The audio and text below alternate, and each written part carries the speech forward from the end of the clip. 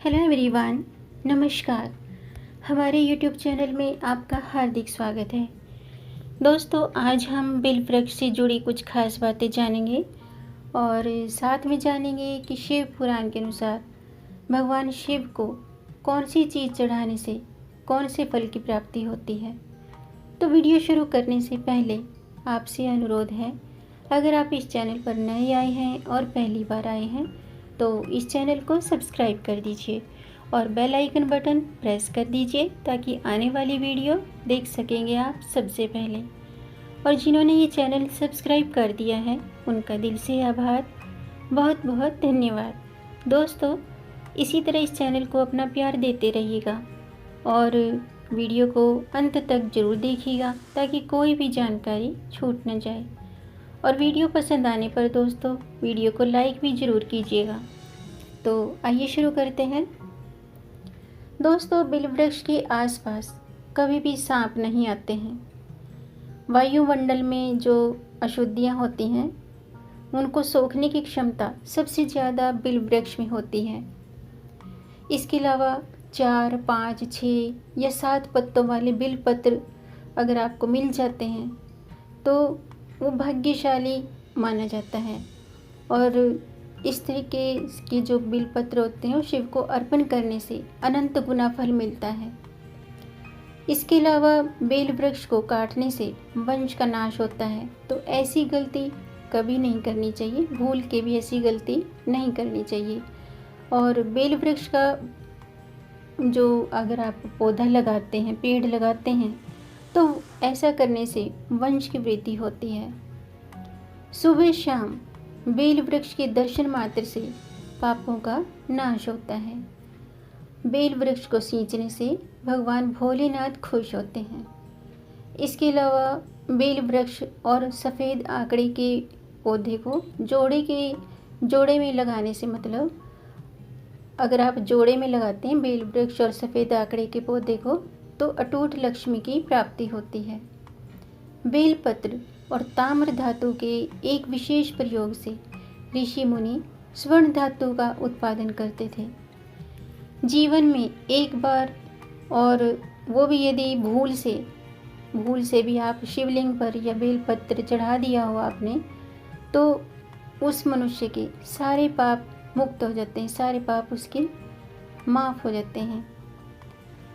Bell वृक्ष का रोपण, पोषण और संवर्धन करने से महादेव से साक्षात करने का अवश्य ही लाभ मिलता है।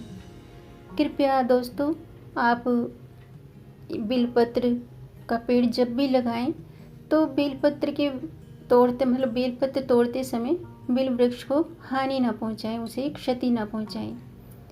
इसके अलावा आप बेलपत्र का पेड़ जरूर लगाएं। अगर आप ज़्यादा लगाते हैं तो बहुत ही अच्छी बात है। एक पेड़ तो दोस्तों लगाना ही चाहिए। भोलेनाथ की कृपा प्राप्त होती है और वो भोलेनाथ बहुत खुश होते हैं।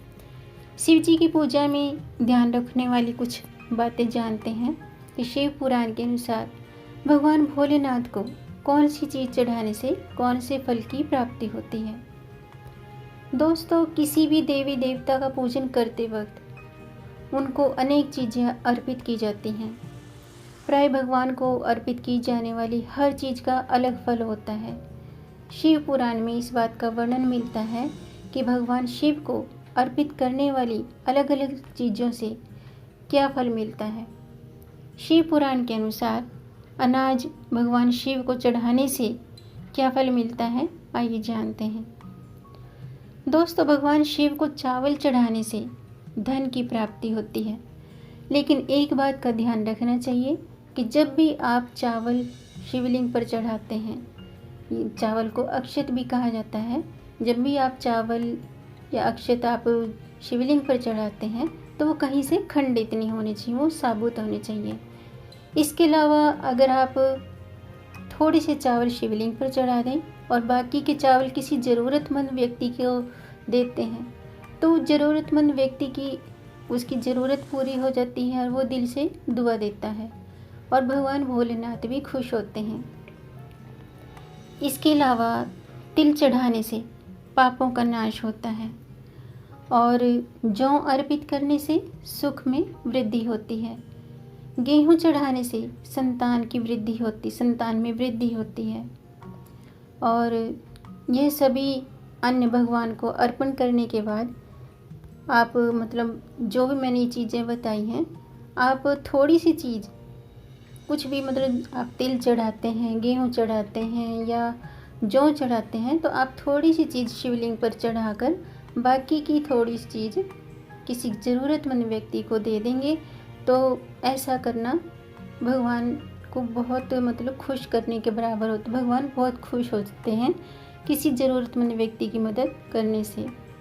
इसके अलावा शिव पुराण के अनुसार भगवान शिव को कौन सा रस चढ़ाना चाहिए, आइए जानते हैं।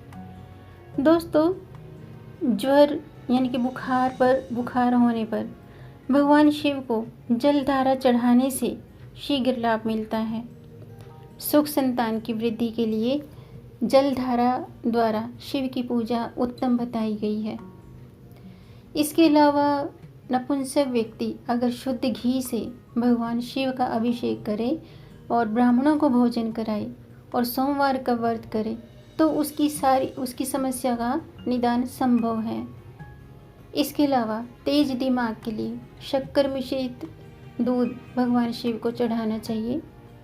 और सुगंधित तेल, अगर आप भगवान शिवलिंग पर आप सुगंधित तेल चढ़ाते हैं या कोई भी इत्र चढ़ाते हैं, सुगंधित तेल से आप शिव का अभिषेक करते हैं तो समृद्धि में वृद्धि होती है, सुख समृद्धि की वृद्धि होती है। इसके अलावा शिवलिंग पर अगर आप गन्ने का रस चढ़ाते हैं तो सभी सुखों की प्राप्ति होती है, सभी आनंद प्राप्त होते हैं। शिव जी को गंगा जल चढ़ाने से भोग और मोक्ष दोनों की प्राप्ति होती है। और भगवान शिव को अगर आप शहद चढ़ाते हैं तो शहद चढ़ाने से राज्य क्षमा यानी कि जो टीबी होती है उस प्रॉब्लम में, उस बीमारी में आराम मिलता है। अब जानते हैं कि शिव पुराण के अनुसार भगवान शिव को कौन से फूल चढ़ाने चाहिए और उस फूल को चढ़ाने से कौन से फल की प्राप्ति होती है। नंबर 1, अगर आप लाल और सफ़ेद रंग के आकड़े के फूल से भगवान शिव का पूजन करते हैं तो भोग और मोक्ष की प्राप्ति होती है। और चमेली के फूल से पूजन करने पर वाहन का सुख मिलता है। अलसी के फूलों से शिव का पूजन करने से मनुष्य भगवान विष्णु को प्रिय होता है। शमी के पत्रों से पूजन करने पर मोक्ष की प्राप्ति होती है। इसके अलावा बेला के फूल से पूजन करने पर सुंदर और मनचाही पत्नी मिलती है। और जूही के फूल से अगर आप शिव जी का पूजन करते हैं तो घर में कभी भी अन्न की कमी नहीं होती है। कनेर के फूलों से पूजन करने पर नए वस्त्र मिलते हैं। और हर श्रृंगार के फूलों से पूजन करने पर सुख संपत्ति में वृद्धि होती है।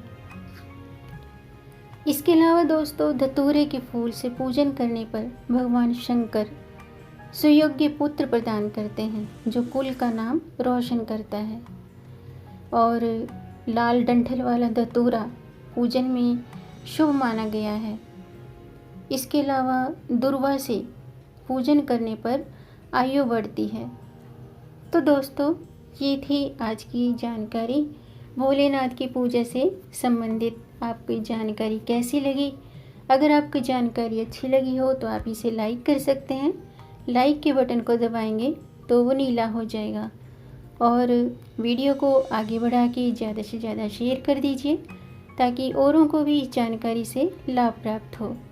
और अगर आपका कोई प्रश्न है या कोई सुझाव है तो कमेंट बॉक्स में ज़रूर लिखिएगा। मेरे चैनल को सब्सक्राइब ज़रूर कीजिएगा ताकि आने वाली वीडियो देख सकेंगे आप सबसे पहले। और वीडियो को अंत तक देखने के लिए आपका बहुत बहुत धन्यवाद। मिलेंगे नई जानकारी के साथ, तब तक आप खुश रहें, स्वस्थ रहें, अपना ख्याल रखें और अपनों का भी ख्याल रखें। जय महादेव, हर हर भोलेनाथ।